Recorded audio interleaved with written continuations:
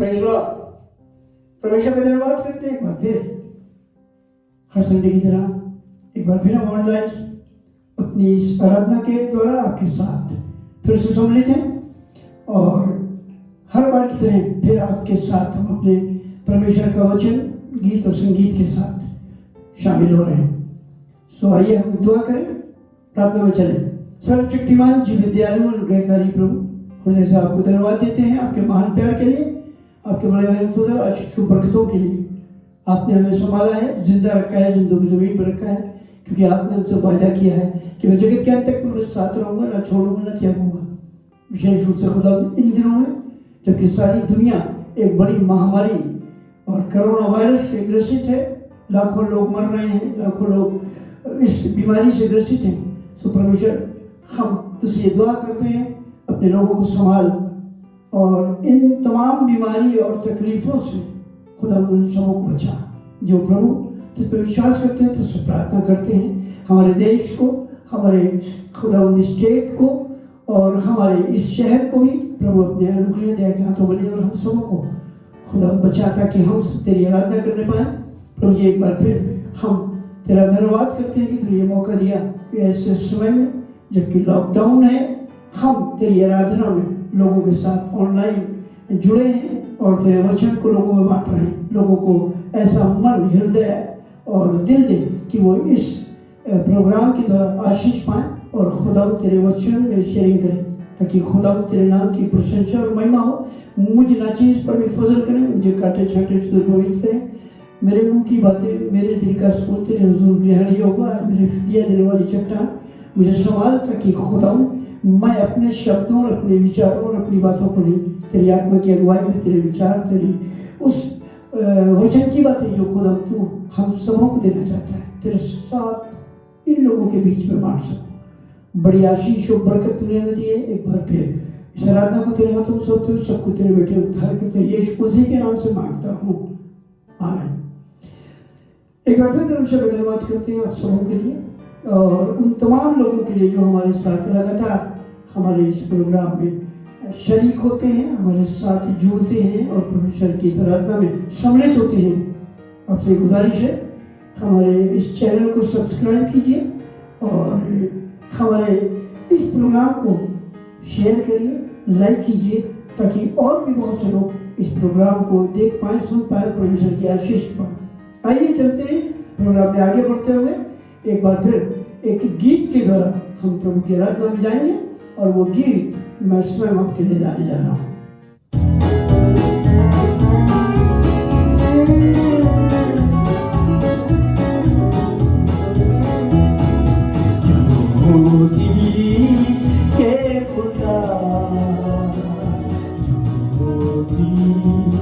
हमें दिखा अंधियारा दूर हटा, अपना हमें दिखा ज्योति के खुदा, ज्योति हमें दिखा अंधियारा दूर हटा, अपना हमें दिखा मूर्ति के खुदा।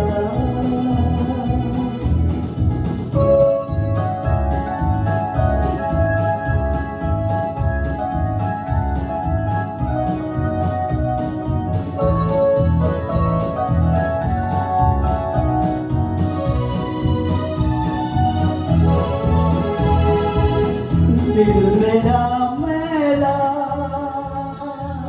पाप से गए, दिल मेरा मैला पाप से गए, पाप से गए, अपना घायल हाथ पड़ा मुझे दिया, अपना घायल हाथ पड़ा मुझे दिया।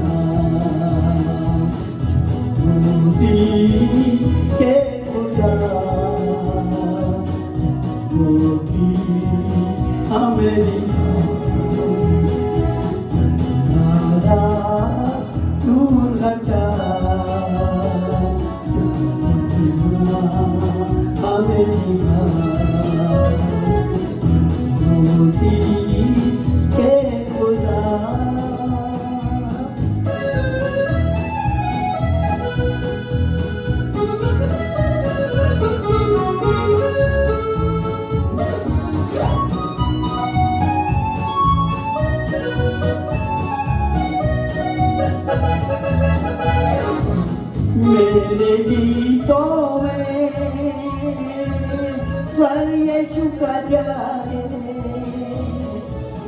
मेरे गीतों में स्वर यीशु का जागे, स्वर यीशु का जागे। जिसको गाता रहूं ऐसा गीत सिखाना, जिसको गाता रहूं ऐसा गीत सिखाना। मोती के गुजा मोती हमें दिया, यादा दूर हटा हमें दिया। मोती के गुजा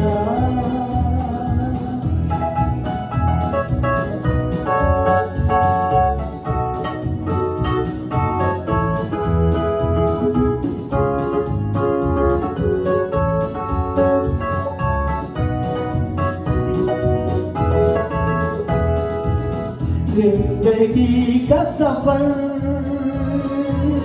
थोड़ा बाकी बचा, जिंदगी का सफर थोड़ा बाकी बचा, थोड़ा बाकी बचा। कि मेरा हम सफर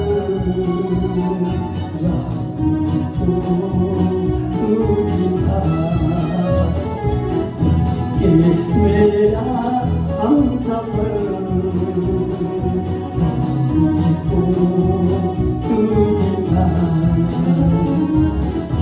मोती के खुदा मोती हमें दिखा, यारा दूर हटा हमें दिखा। मोती के खुदा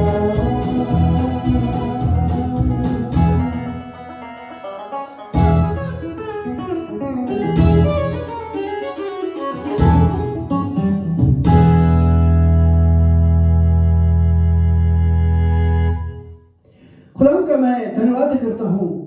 लगातार मैं आपके साथ इस वचन में जुड़ा हूँ, आपके साथ इस वचन को शेयर करता हूँ। और कई बार लोग सोचते होंगे कि ये जो वचन सुनाया जा रहा है इसको हम कैसे अपने हृदय में बसाएं, मनन करें, क्योंकि खुदा का कलाम ये कहता है कि खुदा के कलाम को अधिकाई से अपने अंदर बसने दो। सो मैं आज आपको एक जगह ले चलना चाहता हूँ। इस दुनिया के अंदर जो आप देख रहे हैं, जो हो रहा है, जो किया जा रहा है, और जो यहाँ पर सबकी नजरों के सामने एक खतरनाक स्थिति हमें नजर आ रही है। और ये खतरनाक स्थिति इसलिए नजर आ रही है कि ये खुदा का कलाम है, और खुदा की कलाम में अगर आपने पढ़ा होगा तो ये सारी बातें आपने सुनी भी होंगी, देखी होंगी कि भविष्यवाणी बहुत हजारों साल पहले की गई थी कि अंत के दिनों में क्या क्या होगा। जो बड़ी बड़ी बादशाहतें, बड़ी बड़ी कंट्री दौलत पर घमंड करती थी, जो दौलत के ऊपर डिपेंड करती थी और वो सोचती थी कि हमारी दौलत हमें बचाएगी और हम इस दौलत से दुनिया के अंदर सबसे नंबर 1 रहेंगे, आज उनकी हालात अगर आप देखें तो वो फाइनेंशियली इतने कमजोर हो चुके, इतने डाउन हो चुके हैं कि शायद उभरना इस फाइनेंशियल प्रॉब्लम से आसान नहीं है और ये बहुत जल्दी सही नहीं होगी। तो आज इसी कंटिन्यूएशन में मैं खुदा के कलाम में आपको ले चलना चाहता हूँ और एक बहुत ही बेहतरीन जगह, एक बहुत बेहतरीन हिस्से में आपको मैं जोड़ना चाहता हूँ। आपने इस कलाम को बहुत बार सुना होगा, कोई नई बात मैं लेकर नहीं आया हूँ, कोई नया कलाम, नई चीज मैं लेके नहीं आया हूँ। पौलुस कहता है अगर ऐसा कोई समाचार जो मैंने तुम्हें नहीं सुनाया या तुमने कभी नहीं सुना, कोई सुनाया तो वो शापित हो और उसको विश्वास न करे। सो मैं खुदा का धन्यवाद करता हूँ कि खुदा के कलाम को इस समय, जो समय लॉकडाउन का चल रहा है, हमें ज्यादा पढ़ने, समझने और उस पर मनन करने का मौका मिल रहा है। सो आइए चलते हैं एक बहुत बेहतरीन इस दृष्टांत को या इस हकीकत को जो इस कलाम में लिखी है लूका की इंजील के 19 अध्याय में। सो हम इस पर थोड़ी नजर डालेंगे और इस पर हम गौर फरमाएंगे कि खुदा के कलाम में क्या लिखा है, और ये मैं आपको पढ़ता जाऊंगा, सुनाता जाऊंगा, ताकि आप इस बात को जान पाए कि जो मैं बता रहा हूँ वो सही है।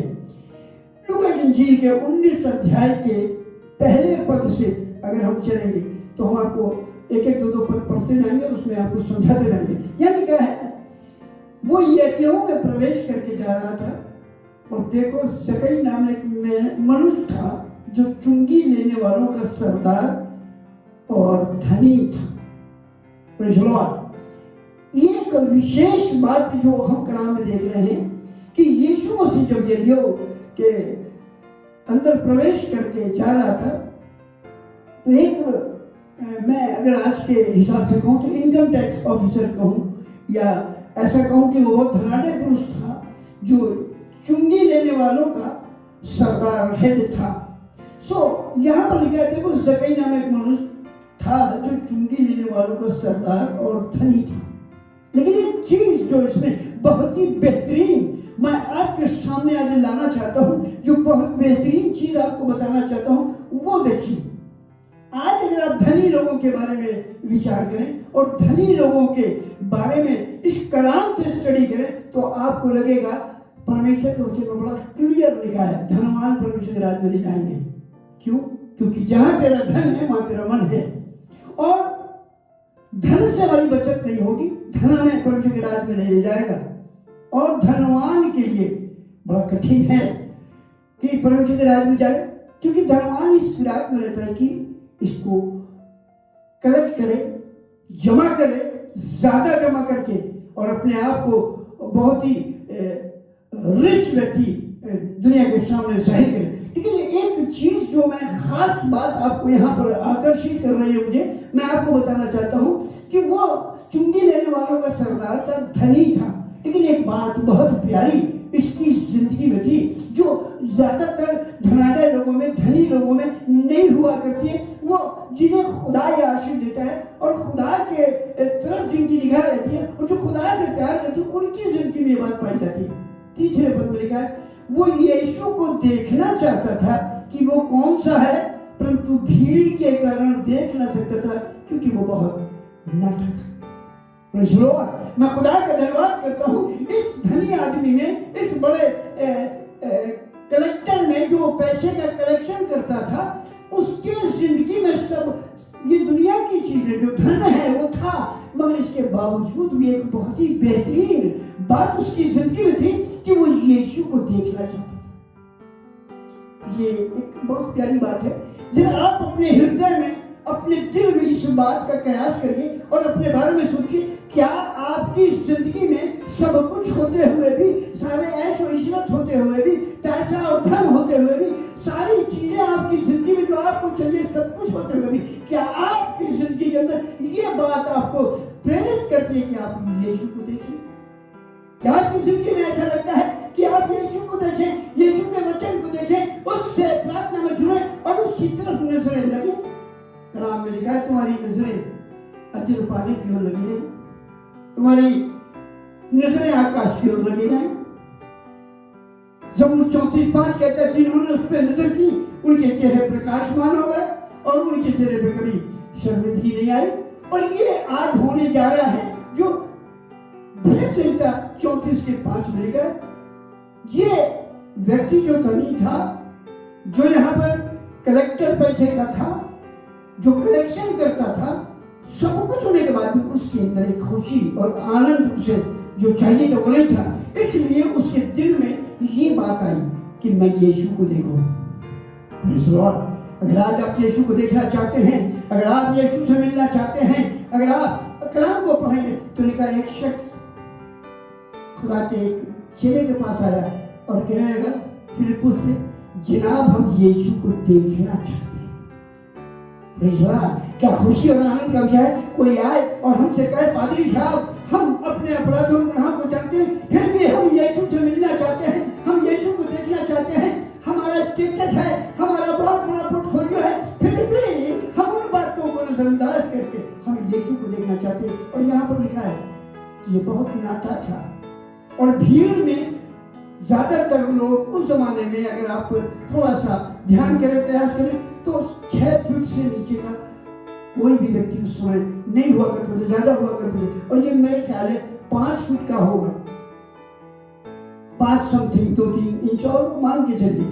तो इस वजह से ये जब बड़े बड़े लोग 10-10 इंच 12-12 इंच से बड़े लोग, तो यीशु को नहीं देख सकता था और नाटा था, लेकिन एक स्टेटस था।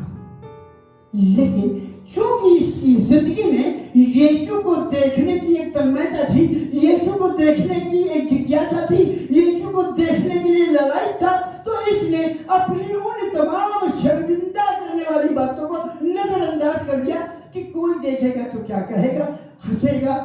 वो नाटा था। आगे लिखा हुआ है 4 पद में, तब उसको देखने के लिए वो आगे दौड़कर एक गूलर के पेड़ पर चढ़ गया, क्योंकि वह उसी मार्ग से जाने वाला था। Praise God. खुदावंद यीशु मसीह के बारे में लिखा है, वो उसी गूलर के पेड़ के नीचे से, उसी सड़क के किनारे जो पेड़ था, उसी राह से जा रहा था, उसके नीचे से जाने वाला था। और ये इसकी जिंदगी के अंदर ये बात कैसे आ गई, इसकी जिंदगी के अंदर ये बात कैसे इसे पता चल गई, कैसे इसके अंदर ये बात हुई कि वो इसी रास्ते से जाने वाला। मे भी पॉसिबल कि खुदा पहले कहीं और मुड़ जाता, हो सकता है खुदा पीछे फिर लौट जाता, खुदा उस रास्ते से ना जाता, मगर चूंकि उसके दिल में ये इरादा था कि मैं यीशु को देखूंगा, चाहे जो हो जाए, मुझे लोग हंसे, मेरे ऊपर लोग हंसे, मेरी हंसी उड़ाएं, तालियां बजाएं, मेरा स्टेटस, मेरा पोर्टफोलियो मेरे आगे भी आए, तो भी मैं यीशु को देखूंगा। और ऐसा आपने दुनिया में कभी नहीं पाया होगा कि इतना बड़ा स्टेटस और पोर्टफोलियो किसी व्यक्ति के पास हो और वो खुदा के लिए इतना नीच बन जाए, इतना नीचे गिर जाए, पेड़ पे चढ़ जाए। ऐसा लिखा है कलाम में 4 आयत में। तब उसको देखने के लिए वो आगे दौड़कर एक गूलर के पेड़ पर चढ़ गया, क्योंकि वो उसी मार्ग से जाने वाला था। 5 आयत। जब यीशु उस जगह पहुंचा तो ऊपर दृष्टि करके उससे कहा, इस जगह छठ उतना, क्योंकि आज मुझे तेरे घर में रहना अवश्य है। Praise God, hallelujah. एक आश्चर्यक्रम यहाँ पर हुआ है, एक आश्चर्यक्रम यहाँ पर हो रहा है। शायद आपने बहुत बार इस कलाम को पढ़ा है, बहुत बार इस विचार को पढ़ा है, बहुत बार इस मौजे को आपने समझा नहीं, सिर्फ पढ़ते रहे। लेकिन कलाम में लिखा है एक मौजा हुआ। यीशु मसीह को कैसे मालूम हो गया कि ये एक ऐसा आदमी जो मुझे देखना चाहता है, वो नाटा है, इसलिए वो पेड़ पे चढ़ गया है, उसने अपने स्टेटस पोर्टफोलियो को मेरे लिए नीचा कर दिया है और वो पेड़ पर चढ़ा हुआ है और वो आसमान की तरफ ताक रहा है, क्योंकि यीशु मसीह आने वाला है। हालेलुया। कलाम में लिखा है और ये बात यीशु मसीह को पता चल गई। यीशु मसीह ने जान लिया, जैसे आप मुझे इंजील में पढ़ते हैं, मैंने बीते दिनों बताया था अपने वचन में, एक स्त्री ने जब यीशु मसीह किसी रोग से जा रहा था, वो लाचार थी, नहीं जा सकती थी, यीशु को छूने जाना चाहती थी, लेकिन भीड़ थी जो गिरी जा रही थी, लेकिन वो अंदर अपने एक विश्वास रखी थी। उसकी भी यही हालात थे, उसकी भी यही हाल थी। वो चारों पांव से चल रही थी, कमजोर हो गई थी, 12 साल से ब्लड जा रहा था, खड़ी नहीं हो सकती थी, जानवर की तरह चारों हाथ पैर से चल के जा रही थी। और उसने पीछे से जाकर एक जिज्ञासा थी यीशु से मिलने की, उससे भेंट करने की, उसके वस्त्र को छूने की। आज ये प्यारी बात हमें दिखाई देती है। अगर आपकी जिंदगी में ऐसा है, अगर आपकी जिंदगी के अंदर ऐसी खुशी और आनंद आप चाहते हैं, आपके अंदर ये बात पैदा हो गई है, हम यीशु को छुएंगे, हम यीशु को देखेंगे, तो आज आप आशीष के पात्र होने वाले हैं। हालेलुया। और ऐसा लिखा है, स्त्री ने पीछे से जाकर जैसे उसे छुआ, चंगी हो गई। Praise God. खुदा के कलाम में लिखा है, ये ज़कई जिसके अंदर इतना बड़ा विश्वास जगा, यीशु मसीह जान गया कि कोई तो है, इस बड़ी भीड़ में और किसी के पास नहीं गया, और किसी की तरफ मुखातिब नहीं हुआ, और किसी से बात नहीं करी, किसी ने उसे ये बात नहीं बताई, किसी को ये बात मालूम नहीं थी कि इतना बड़ा आदमी पेड़ पर चढ़कर तेरा इंतजार देखने के लिए कर रहा है। यीशु मसीह पेड़ के नीचे पहुंच गए और जाकर ऊपर दृष्टि की। पेड़ पे चढ़े हुए आदमी की तरफ दृष्टि की। ये अनायास नहीं हुआ, ये परमेश्वर का प्रेम प्रकट हुआ, ये परमेश्वर की आशीष का कारण हुआ, क्योंकि उसके दिल को खुदा ने देखा था। और कलाम में कहता है इंसान तो जाहिरी सूरत देखता है, लेकिन खुदा दिल पे नजर करता है।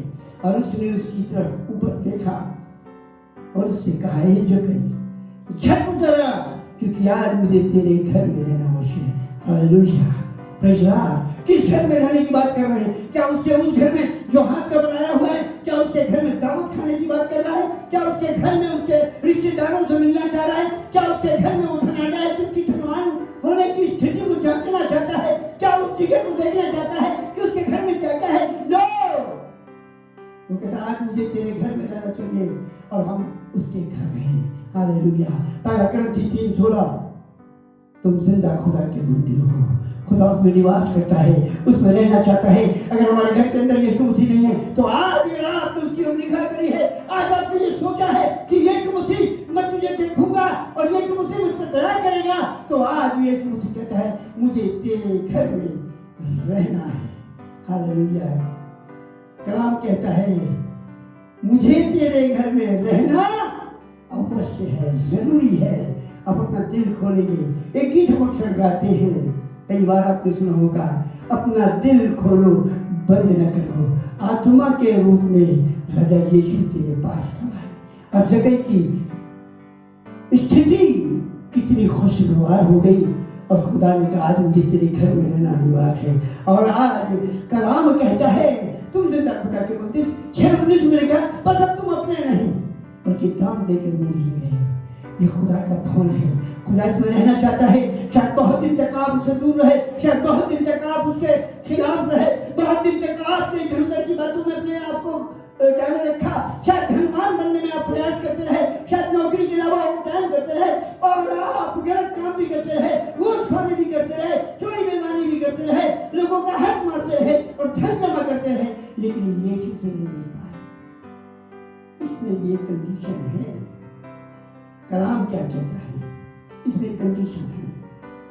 ये जक्कई ने जब यीशु मसीह के पास आने की बात करी, जब जक्कई ने यीशु मसीह के पास आया, तो उसने अपने आप को शून्य कर दिया, और पहले से उसने दिल में विचार बना लिया मैं खुदावंद की सेवा करूंगा। अगर आप इसी कंटिन्यूएशन में चले, आज जक्कई की स्थिति से आप कंपेयर करें, मत्ती की इंजील के 19 अध्याय में हम आपको पढ़ के सुना देंगे उसका 16 पद। मत्ती की इंजील उसका 19 अध्याय और उसका 16 पद। और देखो एक मनुष्य ने पास आकर उससे कहा, हे गुरु मैं कौन सा भला काम करूं कि जीवन पाऊं? उसने उससे कहा, तुम उससे भलाई के विषय क्यों पूछता? भला तो एक ही है। और उसने बहुत सी बातें कही, और उस जवान ने उससे कहा, इन सबको तो मैंने माना है, इन सबको तो मैंने माना है। यीशु उससे कहा, यदि तू सिद्ध होना चाहता है तो जा अपना माल बेचकर कंगालों को दे दे, तुझे स्वर्ग में धन मिलेगा, और आकर मेरे पीछे हो ले। परंतु वो जवान ये बात सुन उदास होकर चला गया, क्योंकि वो बहुत धनी था। कितने अफसोस की बात है अगर इसके जीवन के बारे में हम सोचें।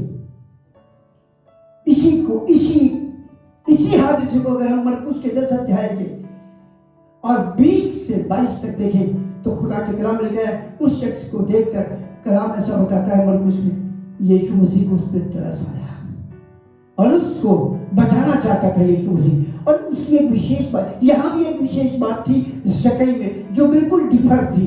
जक्कई तो गुनहगार था, जक्कई तो इनकम टैक्स ऑफिसर था, पता नहीं और गलत तरीके से, नाजायज तरीके से पैसा पैदा कर रहा था, मगर उसके दिल में यीशु को देखने के समय ये बात आई कि मैं सब कुछ छोड़कर तेरे पीछे चलूंगा। क्योंकि शायद उसने कहीं सुना था, यीशु मसीह के बारे में सुना था कलाम में कि सब कुछ छोड़ के मेरे पीछे हो ले। आपको मैं बता दूं, मत्ती 4 के 18 से 22 अगर आप पढ़ेंगे तो खुदावंद यीशु मसीह जब जा रहा था तो इन दो भाइयों को, पतरस और अंद्रियास को देखा और उनको भी बुलाया, जो मछुआरे थे, मछली मारने का काम करते, उनसे कहा मेरे पीछे हो लो। वो सब कुछ छोड़ के उसके पीछे हो लिए और आगे बढ़ा। तब जब्दी के बेटे याकूब और यूहन्ना को देखा जो अपने जाल सुधार थे अपने बाप के साथ। उनसे कहा तुम मेरे पीछे हो लो। उन्होंने कोई आर्गुमेंट नहीं किया। उन्होंने ये नहीं कहा हम तो जाल में अपने मछली और ये सब धंधे की बातें कर रहे हैं, तुझे तेरे पीछे आके क्या मिलेगा, हम क्यों चले। मगर उसने लिखा है छोड़कर उसके पीछे हो लिए। ये कलाम की बात है। कलाम कहता है, परमेश्वर के वचन में लिखा है, मत्ती के 8 अध्याय के 21-22 पद को देखेंगे तो चेलों में से एक प्रभु यीशु मसीह के पास आकर कहने लगा, प्रभु मैं तेरे पीछे तो चलना चाहता हूं, लेकिन पहले मुझे अपने पिता को गाड़ने दे। यीशु मसीह ने कहा, मुर्दों को अपने मुर्दे गाड़ने दे, तो मेरे पीछे हो ले। जब हम खुदा के पास आते हैं तो हमें सारी चीजों का त्याग करना पड़ेगा, हमें सारी चीजों को छोड़ना पड़ेगा, हमें परमेश्वर के साथ जुड़ना पड़ेगा। हो सकता है जो चीजें हमारी जीवन में लग रही है, जो जीवन में हमारे को पसंद है, हमें छोड़ना पड़ेगा, क्योंकि परमेश्वर के साथ हम समझौता नहीं कर सकते। लूका की इंजील के 14 अध्याय के 26 और 27 पद में पढ़ेंगे तो लिखा है, यदि कोई मेरे पास आए और अपने माता पिता, बीवी बच्चों, भाई बहनों को न्याय त्याग के सब छोड़ के मेरे पीछे आए तो वो मेरा चेला कभी नहीं बन सकता। मैं खुदा का धन्यवाद करता हूँ, इस व्यक्ति ने एक बहुत बड़ा काम किया। इस व्यक्ति ने, और आपको बताऊं, इसी के बारे में जिसका मैं जिक्र कर रहा हूँ, जो लड़कपन हो कहते हैं, ये 10 हुक्म के बारे में जब यीशु मसीह से डिस्कस हो तो कह रहा है इसको तो मैं बचपन से, लड़कपन से मानता चला हूँ। हमसे और आपसे शायद ज्यादा ये शरीयत का मानने वाला था, हमसे और आपसे ज्यादा शायद धर्मी था। और इसलिए कलाम में भी लिखा है, अपने आप को धर्मी जताने के लिए उसने उससे कहा, मैं और क्या करूं, मुझे सब कर रहा हूं, अब और कौन सा नया काम करूं। तब यीशु मसीह ने कहा, अगर तू परमेश्वर के राज्य में प्रवेश होना चाहता है तो सब कुछ छोड़ दे, अपना धन गरीबों को बांट दे, मेरे पीछे हो रहे। और मालूम है आज लोगों ने धन के पीछे, अपनी लग्जरी चीजों के पीछे, अपनी खुशी और अपने आनंद के पीछे, दुनिया की चीजों के पीछे यीशु को छोड़ दिया। और लिखा है निराश हुआ और उदास होकर वापस लौटने लगा। प्रभु को तरस आया, क्योंकि ये भी एक इस्राएल की खोई हुई भेड़ है, खुदा उसे बचाना चाहता था। यीशु के पास आने का मौका मिला, उसके सामने खड़े होने का मौका मिला, उससे वार्तालाप करने का मौका मिला और उसने उससे कहा, अगर मेरे राज में प्रवेश करना चाहता है तो सिर्फ इतना सा कर ले। और उसने मना कर दिया और लौट गया।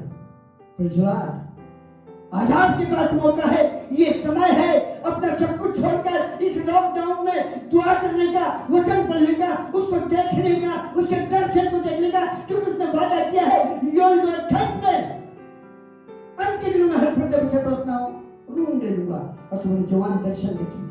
आज दर्शन देखना है, खुदा को देखना है तो लॉकडाउन का इस्तेमाल कर लीजिए, इसका फायदा उठा लीजिए, दुआ करिए, मनन करिए और सकई बन जाइए। तब खुदा की आवाज आपके पास आएगी, मुझे आज तेरे घर में रहना अवश्य है। 6 पद, लूका 19 का 6 पद, वो तुरंत उतरकर आनंद से उसे अपने घर को ले गया। कितनी खुशी की बात है। यीशु मसीह से उसने नहीं कहा मेरे घर चलिए, यीशु मसीह ने उसने ये नहीं कहा कि मैं आपको अपने घर ले चल रहा हूं। यीशु मसीह ने कहा मुझे तेरे घर में चलना अवश्य है। और वो बड़े आनंद के साथ उसे अपने घर को ले गया। अब आप सुनिए, ये भी एक बहुत बेहतरीन बात जो सच्चाई है, जो 7 पद में लिखी है। जब आप यीशु के शागिर्द बनेंगे, जब आप दुनिया के लोगों से अलग होंगे, शायद नशेबाज लोगों के साथ आपकी संगति थी, आप उन्हें छोड़ेंगे, आप अपनी लग्जरी चीजों को छोड़ेंगे, शायद आप नाजायज कमाई को छोड़ेंगे, आप उन चीजों से अलग होंगे जो खुदा को पसंद नहीं। तब लोग आपका क्रिटिसाइज करेंगे, लोग आपसे बहुत सी बातें करेंगे, आपको शर्मिंदा करेंगे। यहाँ भी लिखा है 7 पद में, ये देखकर सब लोग कुड़कुड़ा कर कहने लगे, वो तो एक पापी मनुष्य के यहाँ जा उतरा है। मालूम है खुदा ने कहा मैं धर्मियों को नहीं पापियों को बचाने आया हूँ। अगर आज एक पापी इस दुनिया में इस संसार में अपने पापों को मान लेता है और छोड़ देता है, खुदा की तरफ नजर करता है, खुदा से कहता है प्रभु हम पर दया कर। तो मालूम है ये दुनिया आपसे नाराज हो सकती है, आपके दोस्त आपसे नाराज हो सकते हैं, आपके संगी साथी जिनके साथ आप दुनिया में लगे हुए थे वो आपसे नाराज हो सकते हैं, लेकिन खुदा खुश होता है। और होता क्या है, एक जश्न आसमान में खुदा के उस जगह पर जहां पर हम जाने का सोच रहे हैं, वहां पर स्वर्गदूत एक जश्न मनाते हैं। इकरार में लिखा है जब एक पापी बच जाता है तो वहां जश्न मनाते हैं, किसी की परवाह न करिए। कोई आपके क्रिटिसाइज करे, हाँ बड़ा रासबाज बना है, नौसे छुए खा के बिल्ली हाथ में चल रही है, अभी तक तो हमारा दारू पीता था, अभी हमारे साथ ये काम करता था, अब ये बड़ा रासबाज बन गया। जी जब शुरू करें और जब होश में आ जाए तभी सुबह है। हालेलुया। खुदा उनके कलाम में लिखा है अभी और इसी वक्त, ऐसा लिखा है कलाम में, आज ही कबूलियत का वक्त है। इसी समय जब तुम खुदा, कलाम में लिखा है जब तुम खुदा की आवाज सुनो तो अपने मनों को कठोर मत करो, जैसा मस्सा मरीबा में तुम्हारे बाप दादा ने किया और बहुते खराब हो गए। आज वक्त था जकई अगर चूक जाता, जैसे मैंने बीते दिनों बताया, एलीशा के बाहर लोगों ने कहा अरे तू क्या समझता है, आज ये होने वाला है, आज वो होने वाला है, तू क्यों परेशान है? उसने कहा तुम चुप रहो। और वो परेशान रहा इस बात के लिए कि अगर मैं आज यहाँ चूक गया, अगर आज मैं यहाँ से किसी तरह से जरा सी देरी कर दी तो मुझे खुदा से आशीष नहीं मिलेगी। आज मैं चूक गया तो सर्वस्व चूक गया और मैं नरक अवश्य हो जाऊंगा। इसलिए उसने लिखा आज भी अगर आपको उससे कई तरह मौका मिला है और यीशु मसीह आपके घर में आ गया है, यीशु मसीह पेड़ के नीचे आ गया है, यीशु मसीह आपके पास आ गया है, तो झट से उतर जाइए, आनंद मनाइए, क्योंकि वो आपके घर में रहना चाहता है। आगे चलते हैं।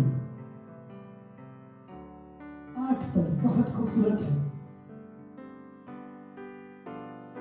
जकई ने खड़े होकर प्रभु से कहा, हे प्रभु देख, मैं अपनी आधी संपत्ति कंगालों को देता हूँ, और यदि किसी का कुछ भी अन्याय करके ले लिया है तो उसे चौगुना फेर देगा।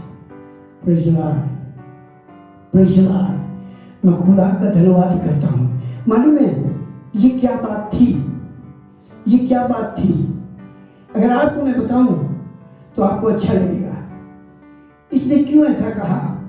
मत्ती की इंजील उसका 6वां अध्याय और उसके 19 पद से मैं आपको 2-4 पद पढ़ के सुनाता हूं।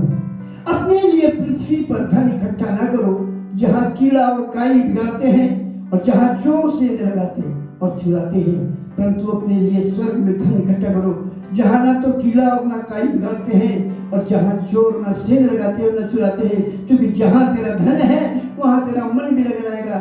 शरीर का ध्यान और इस आंख को दुनिया की तरफ न लगाएं।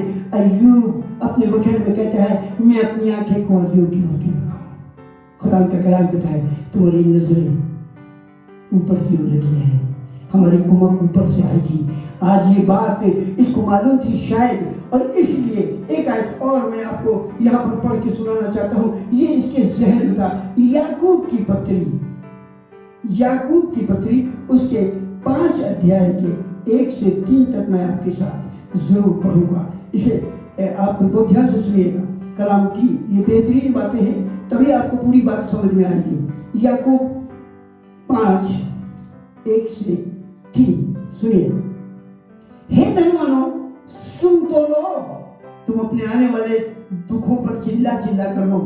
तुम्हारा धन बिगड़ गया, तुम्हारे वस्त्रों को कीड़े खा गए, तुम्हारे सोने चांदी में काई लग गई है, और वो काई तुम पर गवाही देगी और आग की नाई तुम्हारा मांस खा जाएगी। तुमने अंतिम युग में धन बटोरा है।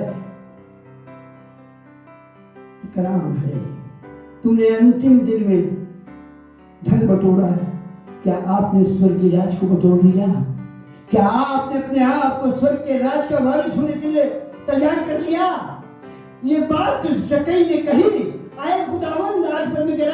उसने कहा, हे प्रभु देख, मैं अपनी आधी संपत्ति कंगालों को देता हूँ, और यदि किसी का कुछ भी अन्याय करके ले लिया तो उसे चौगुना फेर देता हूँ। एक बात आपको समझाना चाहता हूँ, बहुत ध्यान से सुनिएगा। परमेश्वर ने कहा, जिस किसी को भी बुलाया, अपने शागिर्दों को भी बुलाया या किसी को भी, तो उससे कहा सब कुछ छोड़ के मेरे पीछे हो जाए। अभी मैंने आपको बताया कलाम में, अपने भाई बहन, माँ बाप, बीवी बच्चे सब कुछ छोड़कर मेरे पीछे आना पड़ेगा। अगर आप उसके राज के वारिस होना चाहते हैं, सारी दुनिया की लग्जरी चीज़ों को छोड़ना पड़ेगा। और यहाँ पर वो क्या कह रहा है, कभी शायद आपने पढ़ा होगा, बहुत बार पढ़ा होगा, लेकिन जकई के इस कैलकुलेशन को, इस मैथमेटिक का जो आंकड़ा वो मैं आपको समझाना चाहता हूँ। आप कहेंगे इतना धनवान है, धन कहाँ चला गया?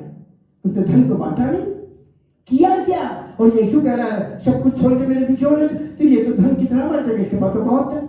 तो आज मैं आपको बताता हूँ जो मैंने दुआ में परमेश्वर से पाया, उसके बारे में रिसर्च करी खुदा के साथ, तो खुदा ने मुझे समझाया। मान लीजिए उस जमाने में इसके पास 10 लाख रुपए थे, 5 लाख शायद इसके एक नंबर के थे, 5 लाख इसके पास 2 नंबर के थे, दोनों मिला के 10 लाख हुए। अब जब ये यीशु मसीह से कह रहा है, तो कह रहा है हे प्रभु देख मैं अपनी आधी संपत्ति कंगालों को दे देता हूं। अब आप कैलकुलेट करिए, 10 लाख थे, 5 एक नंबर के, 5 2 नंबर के। अब इसने एक काम किया, आधी संपत्ति कंगालों को बांटने की बात कर रहा है, और इसने बांट दी। कितना बचा? 10 में से 5 निकल गया, 5 बचा। अब इसके पास 5 एक नंबर का माल बचा। अब आगे क्या कह रहा है? और यदि किसी का कुछ भी अन्याय करके ले लिया तो उसे 4 गुना लौटा दूंगा। इसका मतलब है इसने बड़ा अन्याय से पैसा लिया था। आपने यहाँ पर जरा भी शक और शुबा न करिएगा, जरूर है इसने लिया था 2 नंबर का माल, और 5 लाख इसने वो दे दिया कंगालों को। अब इसका अपना वाला 5 बचा। अब ये कह रहा मैं 4 गुना दे दूंगा, तो देना 5 बचा है, देना इसको 20 लाख है। कहां से दिया होगा? अब सुनिए, जब इसने 20 लाख देना होगा तो इसने अपना घर, अपना मकान, अपनी सारी चीजें, अपनी प्रॉपर्टी, अपनी अच्छी चीजें, सोना चांदी सब नीलाम कर दिया होगा, बेच डाला होगा, और खुदा के हुक्म के मुताबिक उसने वादा किया, जिनसे अन्याय से लेकर 4 गुना लौटा दिया।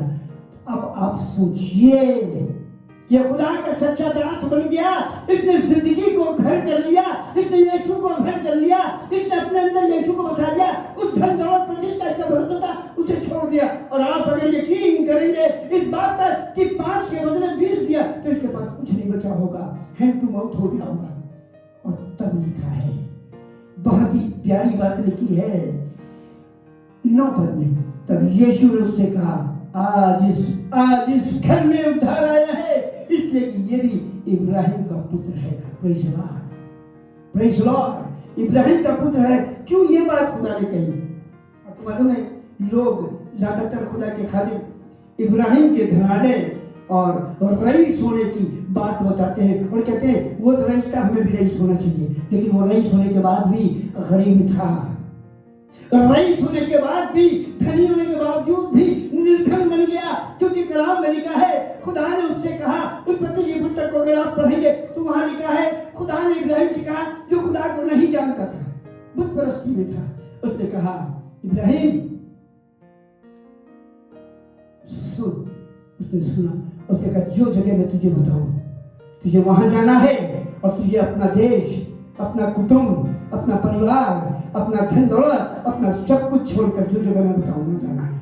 और आपको मालूम है, इसको मैं लंबे वृत्तांत को आपके सामने नहीं पेश करूंगा, लंबी बातें आपको नहीं बताऊंगा, लेकिन मैं आपको ये बताना चाहता हूँ, उसने दरेग नहीं किया, उसने खुदा से आर्गुमेंट नहीं किया, उसने खुदा से वाद विवाद नहीं किया। अगर मैं होता पासवान होने के बाद और खुदा मुझसे कहता तो मैं जरूर पूछता यहाँ पर क्या कमी है, अगर बरकत देना तो यही दे दे, अगर मुझे गवाह बनाना यही बना दे, इस्तेमाल करना तो यही बना दे। हम अमेरिका क्यों चले जाए, हम जापान क्यों चले जाए, हम हिंदुस्तान के बाहर क्यों चले जाए, हम अपने कानपुर शहर के बाहर क्यों चले जाए? No argument. खुदा ने कहा अपने साथ जाना तो कुछ मत लेना, 2 कुर्ते तक ना लेना, झोली में पैसे ना ले लेना, बैग ना लटका लेना, ये आदेश था। और आपको मालूम है, खुदा ने कहा इसलिए ये भी इब्राहिम का पुत्र है, और इसने भी अपना सब कुछ छोड़कर खुदा को अपना लिया और खुदा के पीछे लग गया, जिस तरह से इब्राहिम। और आपको मालूम है, अगर इब्राहिम ने ये काम न किया होता तो आज हम इब्राहिम का नाम न जानते, आज इब्राहिम की आशीष हमारे पास ना होती, वो विश्वासियों का मूल पिता ना होता, वो इस दुनिया का, जो इस दुनिया के अंदर आशीष आई है उसका आशीष का मूल स्रोत ना होता। हालेलुया। मैं खुदा का धन्यवाद करता हूँ। 10 पद बहुत प्यारा है।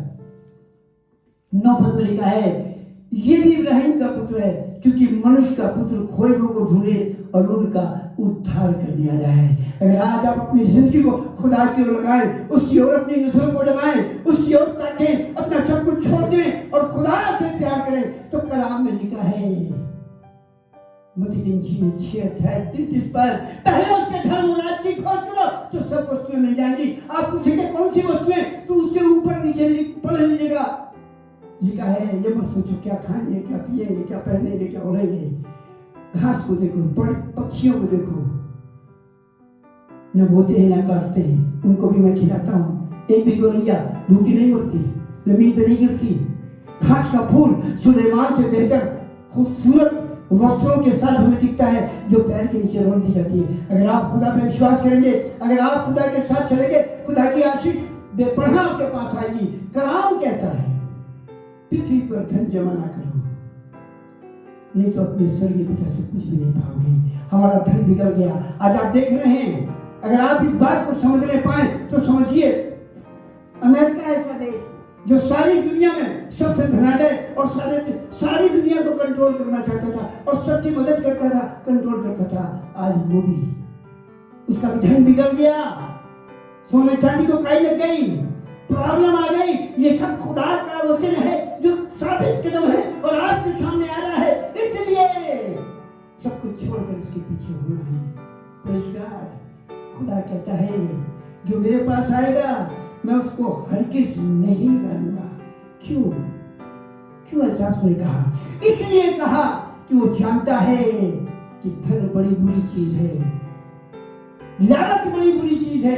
अगर आप कलाम को पढ़ें तो पौलुस के द्वारा लिखा गया है, लालची मूर्ति पूजक के समान है। लालच, धन की खोज में बहुत से लोगों ने अपनी जिंदगी को बर्बाद कर दिया।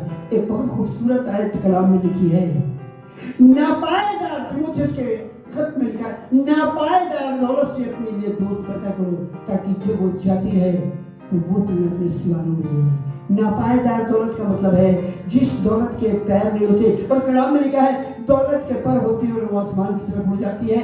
कलाम में लिखा है नापायदार दौलत जिसके पैर नहीं होते, उससे अपने लिए दोस्त पैदा करो। यानी खुदा के लिए खर्च करो, खुदा के लोगों के लिए खर्च करो, गरीबों को देखकर, उन मजलूमों को देखकर जो आज भूख और प्यास में है, उनकी मदद करके, अपना भोजन उन्हें खिलाकर आप अपने लिए खुदा के घर में जगह बनाइए।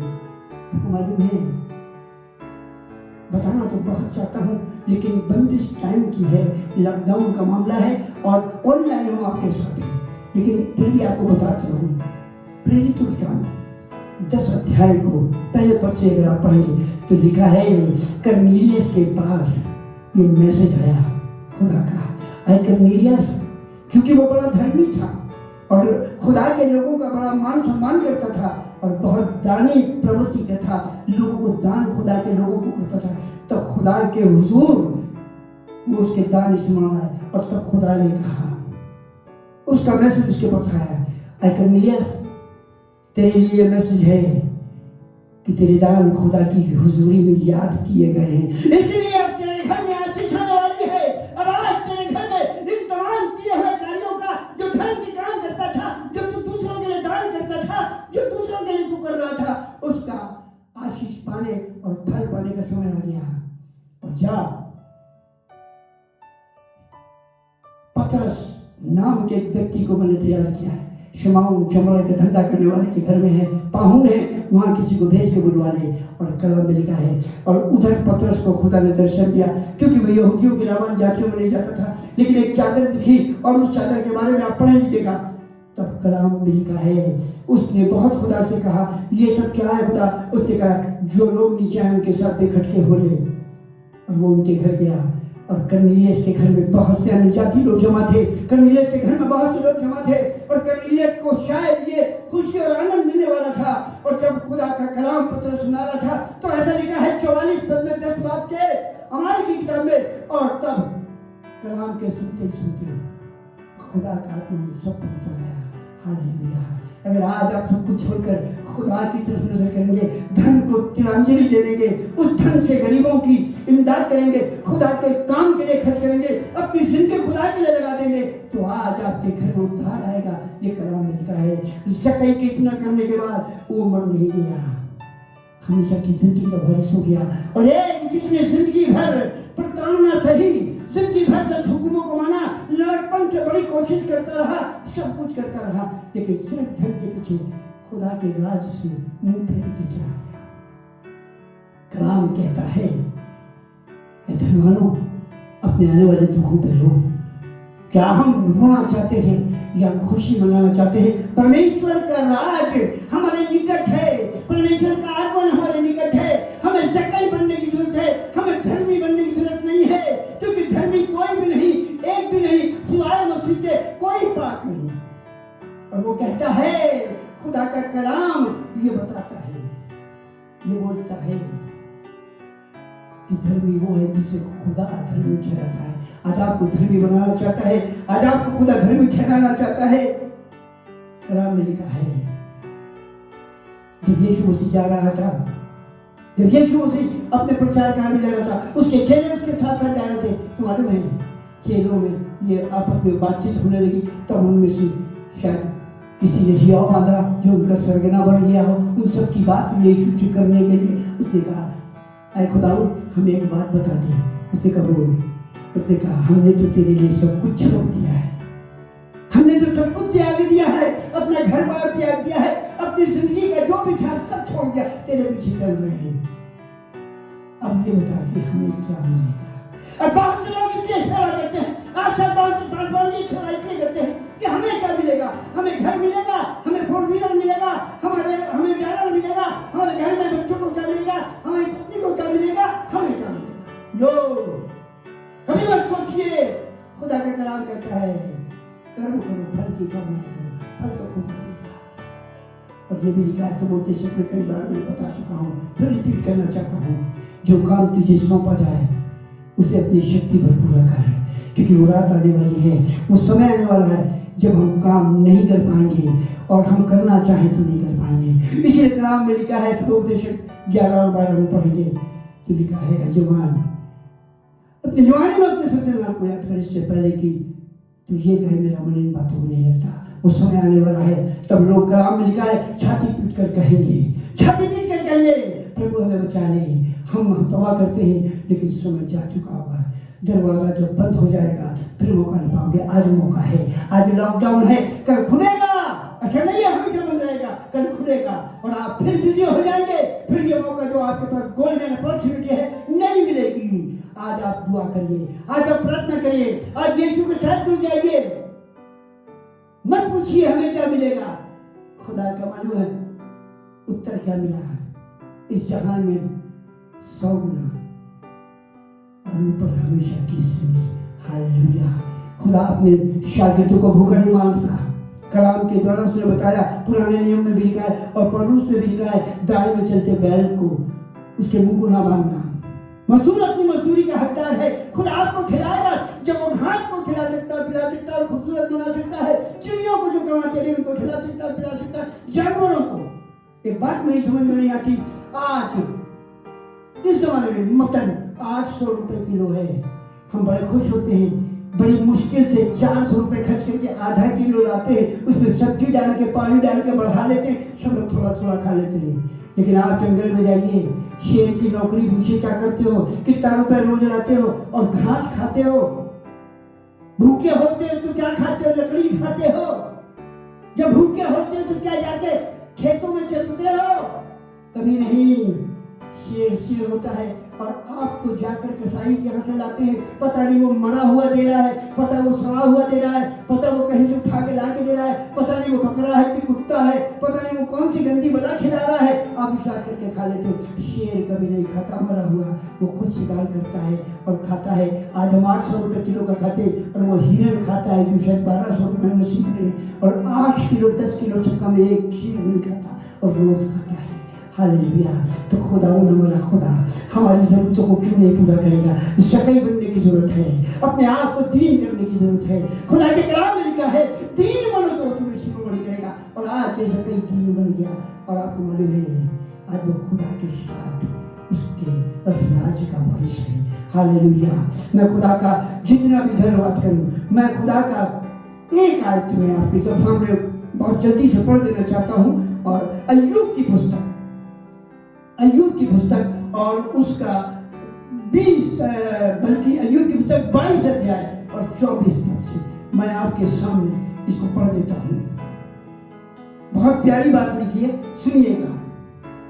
22 अय्यूब 22 के 24 से, तो अपनी अनमोल वस्तुओं को धूली पर वर्णोपीर का कुंदन भी नालों के पत्थरों में डाल दे, तब सर्वशक्तिमान आप तेरी अनमोल वस्तु और तेरे लिए चमकीली चांदी होगा। तब तू सर्वशक्तिमान से सुख पाएगा और ईश्वर की ओर अपना मुंह बेखटके उठा सकेगा और तू उससे प्रार्थना करेगा और वो तेरी सुनेगा और तू अपनी मन्नतों को पूरी करेगा। जो बात तू उठाने वो तुझसे बननी पड़ेगी और तेरे मार्गों में प्रकाश रहेगा। चाहे दुर्भाग्य हो तो भी कहेगा सौभाग्य, कि तू नम मनुष्यों को बचाता है। Hallelujah, praise the Lord. मैं खुदा का जितना भी धन्यवाद करूं, मैं खुदा की जितनी भी तारीफ करूं, कम है।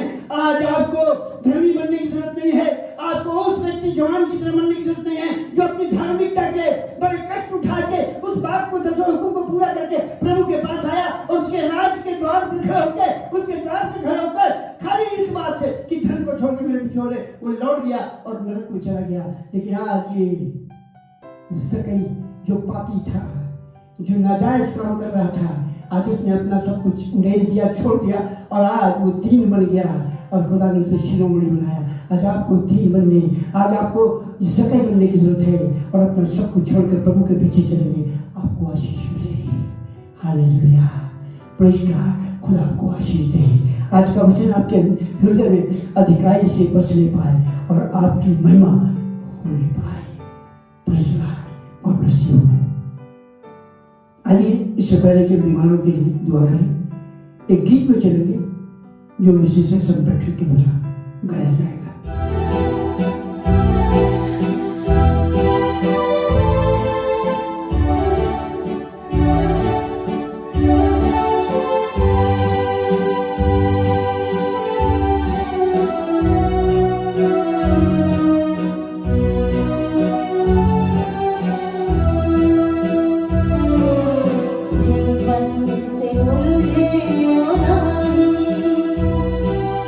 Yeshua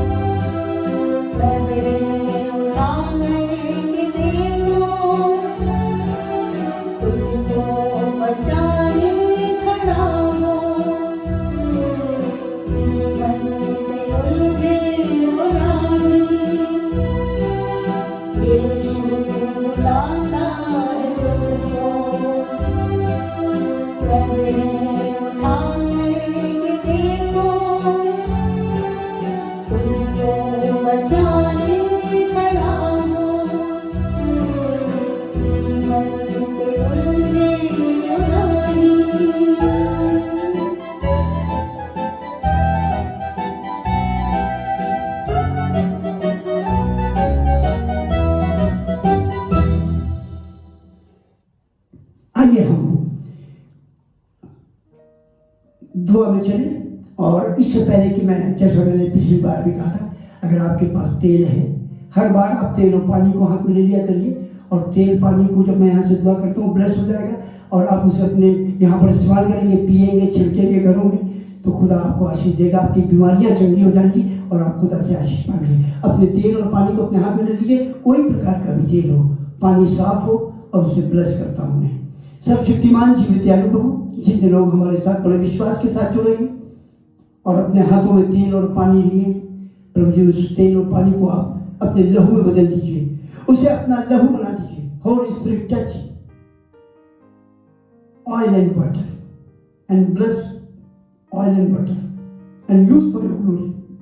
हर एक शैतान की ताकत, अधिकार की शक्ति, हर एक प्रकार की बीमारी, कमजोरी, इस पानी को जो तेरा लहू बन गया है, पीने से, छिड़कने से, लगाने से, तेल का इस्तेमाल करने से घरों में और अपने जीवन में, प्रभु शैतान की ताकत, बीमारियां, कमजोरियां को छोड़कर चली जाए।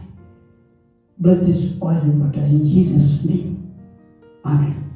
इस समय हम विशेष रूप से अब जब हम बीमारों के लिए दुआ करने जा रहे हैं, तो एक बात आपसे कहना चाहते हैं, आप हमारे साथ दुआ में शरीक हो। मेरे दुआ करने से आपको चंगाई नहीं मिलेगी, आपको आपके विश्वास करने से चंगाई मिलेगी। आप मेरे साथ दुआ में सम्मिलित होंगे, घुटने भी टेक सकते हैं, खड़े भी हो सकते हैं, हाथ ऊपर भी उठा सकते हैं, अपनी बीमारी पे अपना राइट हैंड रख सकते हैं, अपने सर पे अपना राइट हैंड रख सकते हैं, और हम दुआ में जाएंगे और खुदा आपको चंगाई देगा। प्रार्थना में जाएं। सबसे पहले हम खुदा तुझसे ये दुआ करते हैं, इस बड़ी महामारी के लिए, इस बड़ी महामारी के लिए हम दुआ करते हैं जो इस पूरे संसार में लोगों को मार रही है। इस वायरस ने ग्रसित कर रखा है, लाखों लोग मर गए, लाखों लोग इससे बीमार और ग्रसित हैं, जो इस मौत और जिंदगी की लड़ाई को लड़ रहे हैं। प्रभु इन सब पर तेरे फजल रहम के हाथ हो। प्रभु जी उन लोगों को बचा, इस वायरस से तमाम लोगों को बचा, हर एक कंट्री को बचा, विशेष रूप से हमारे शहर कानपुर को, हमारे देश और हमारे उत्तर प्रदेश को तू बचा, और अपने लोगों पर रहम कर, दया कर, ताकि पासवान लोग आंगन वेदी के बीच रो रो की दुआ करें और कहें, आए खुदावन अपनी प्रजा पर तरस खा।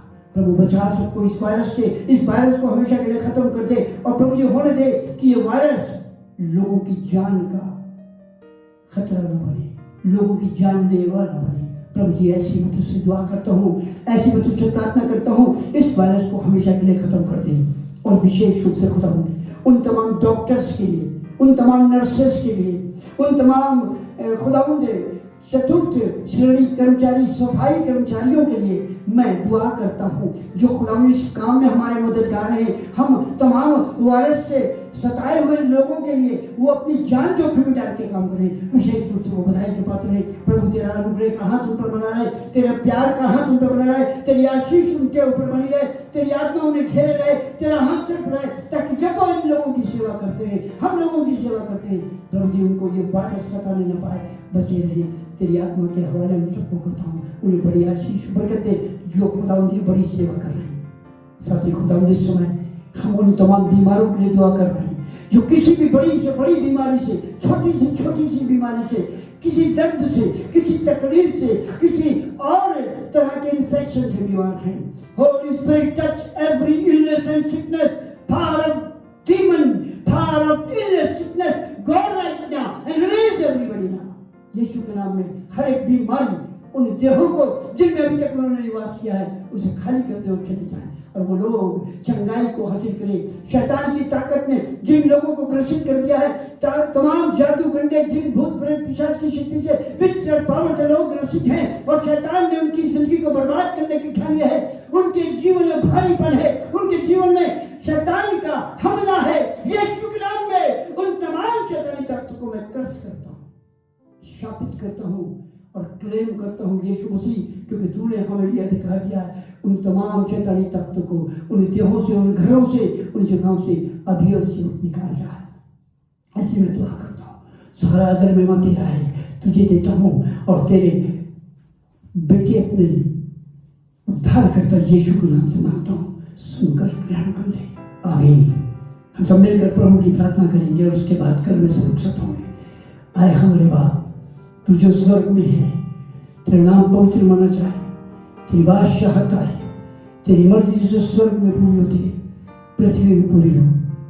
हमें रोज की रोटी आज हमें बख्श दे, और जिस तरह अपने कसूर वालों को माफ़ करते हैं कसूरों को माफ़ कर। हमें आजमाइश में न पड़े दी बल्कि बुराई से बचा, क्योंकि बादशाह कुदरत तेरा हमेशा तेरी है। आमीन। हमारे खुदा यीशु मसीह का फजल, खुदा बाप की मोहब्बत, इन पाक की शराकत हमें तेरे ईमानदार के साथ अब से लेकर जब तक मुझे दोबारा ना होती रहे। आमीन। Praise Lord. मैं आपसे फिर ये विनती करना चाहता हूँ, हर संडे हम 11 बजे आपके साथ ऑनलाइन सर्विस में जमा होते हैं। फिर से आपके लिए मेरी यही दुआ है, हर लोग 11 बजे इस मीटिंग में, इस आराधना में हमारे साथ शरीक हों और खुदा की वचन से हमारे साथ सहभागिता करें, और जितने लोगों को आप बता सकते हैं बताएं। Thank you. God bless.